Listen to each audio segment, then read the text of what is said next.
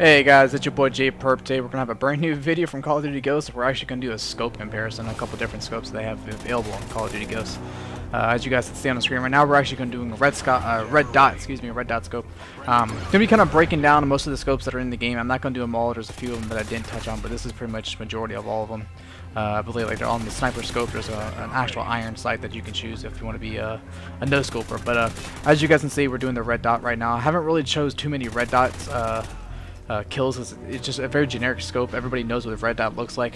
As you guys can see right here is the ACOG scope. I really don't like using ACOG too much. I'm really not that kind of a shooter. I really tend to have more of a difficult time because, in my personal opinion, the red dot or the ACOG blocks too much peripheral vision out of the scope, which I don't really like. It's just a little too much for my personal preference. So there's other scopes that offer the same amount of zoom, as you'll see in a couple of minutes. But the ACOG, like I said, it's pretty decent. For some weapons it works better than others. Definitely some of the weapons that have further range. This scope right here, as you guys can see the meter on the left, it's a damage drop off. So the further I get away, it actually shows you the less damage it has at that particular range. Now I don't know exactly how accurate this is going to be, because as you can see, when it went into that room on the second floor, it went to 0. And obviously there's no 0 damage weapon in this game, so I'm not really sure how accurate that's going to be, but it's a really easy, nice visual representation of what damage your gun's going to be at. So, you know, if you're shooting from far away, you're not going to have as high damage, so you're going to kind of want to get a little bit closer. The VMR sight's actually pretty nice. This is probably going to be the one I'm going to be using the most, because it has very similarities of red dot scope, but if you press the B button or the stick button, depending on how your button layout is, it'll switch to that scope right there, which is pretty nice. You know, you have a 3x zoom and then you have your normal red dot, so it's a really nice scope. I had a whole lot of fun using this one, and actually I had a really nice rip with this one, so really wasn't too bad at all. I'm probably going to use this one the most, like I said. This is going to be, you know, this kind of scope is going to be one of those guns where you can run and gun, but you can also sit back and hold down an area, depending on which of the scopes that you want to use. So it's definitely worth using it. You know, you don't have to sit there and just use a red dot on everything. This is going to be one of those scopes that are going to be best for you. As you guys can see, I was going ham right here, just holding down this defense. That's actually a really good spot to sit on this map when you're playing domination, because they really don't see you around that corner, and you obviously still get the capture area.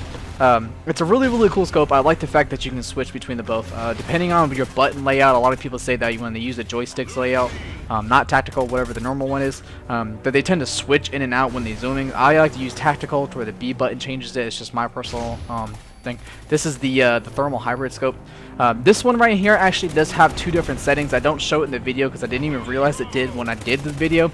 But you can actually switch between the thermal scope, as you see right here, and just a normal ACOG scope. Which is pretty nice if you like ACOG, if you like a little bit of zoom, where you want to be like a hard scoping sniper, but you don't really want to use a sniper rifle, you want to use the assault rifle or whatever it may be, you can use this one. It's actually pretty beneficial. I actually might use it in a couple classes depending on the certain maps. Like this map is pretty good because you guys, they blend in pretty well. I had to drop that sentry gun right there just to go ham on this domination point. Like I said, this is a really good spot to sit, you guys. You know, if you guys ever on this map, definitely try that spot right there. I haven't really seen too many people using it, so definitely give that a try. The scopes are really cool. I like the thermal scope more than... It's a little more frustrating when you get killed by it, but it's a really nice scope to use. Obviously, if you guys use cold-blooded or whatever it may be for Ghost that it is now, off the grid it might be, you won't show up as a white character. You just be like a normal, you know, black and gray character, because you can still be seen, so you know it's not completely invisible.